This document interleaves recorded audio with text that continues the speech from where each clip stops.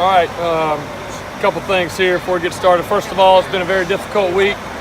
We've players and coaches really played and coached all week long, and today with a heavy heart, really thinking about CJ and his family, the Fuller family, Christy and Charlie. There's a lot of times today we were thinking about them, and we'll be there tomorrow to celebrate CJ's life.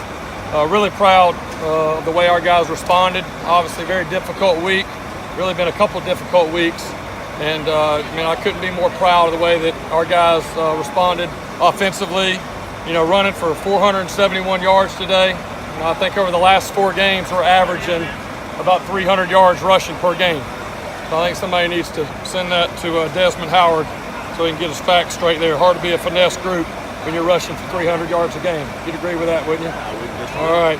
Also really proud of the explosive plays. Today, again, 6 plays of 50 yards or more. Very impressive. It's something that we really wanted to work on and improve from last year. Feel like we did that. I think they were saying in their first time in Clemson history that we had 3 backs over 120 yards rushing. And so I think that's pretty special. And that group of all the groups, I think, really closest with CJ, obviously. So I was really proud of those guys, the way they were able to go. And then also, receiver, 3 different guys, boundary receivers, our 9-man. All 3 guys were able to get a touchdown today. So I think that just shows our depth. Really good momentum.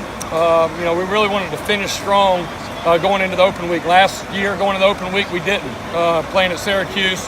So that was a big focus this week, is to finish this second quarter, to empty the tank, and then we'll get recharged and get ready for the second half coming up here in 2 weeks. Is it kind of fitting that the running game exploded today? Yeah, it was. And that's what Coach Swinney was just telling the team. CJ, I promise you, he's up there proud of his guys watching us run the ball today. And, those guys wanted to honor him in the way that they play, and they did that today. Trev, was Feaster hurt in the second half? Yeah, I think he got banged up. I don't think it was anything too serious, but I think the way that the game was going, we didn't feel like we had to put him back in. I hadn't heard anything, but what we heard on the sidelines was he got banged up, but we don't feel like it's anything major.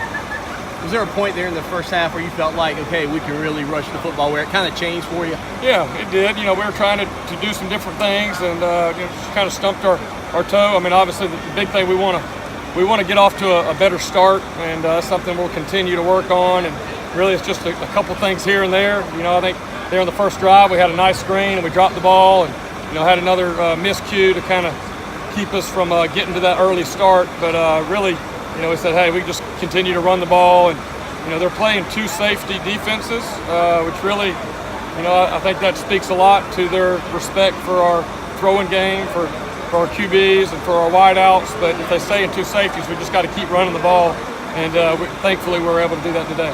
Talk about Trevor, 20 of 25, 175, 2 touchdowns, but was a little bit overshadowed maybe. Yeah,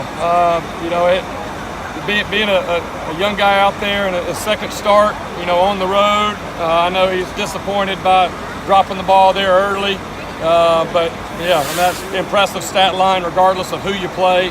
And those 2 touchdown throws that he threw, one to Justin Ross and one to T. Higgins, those were very tight windows, and he stood in there and delivered the ball right on the money. And he's got a couple things I know that he'll continue to work on. The exciting thing as a coach is he's just going to get better and better every week.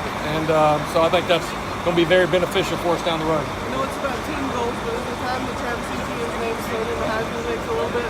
Yeah, to be honest, it's really not even talked about with us. I mean, it's really not. I mean, we're obviously very excited about him, and we got a long year. We'll continue to play, but there's no question that he's very special, and I'm sure his average yards per carry and all that is just absolutely incredible. So we'll kind of keep it where it is right now. The amount of yards you guys have rushing, any combinations stick out on the offensive line?